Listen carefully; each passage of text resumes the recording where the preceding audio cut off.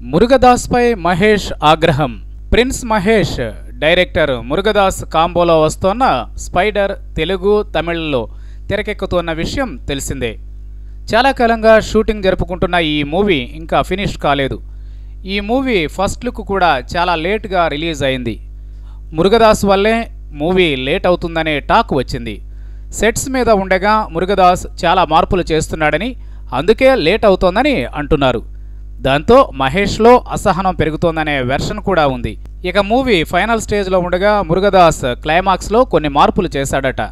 అందుకోసం మరికొన్ని రోజులు మహేష్ డేట్స్ కావాలని అడిగాడట.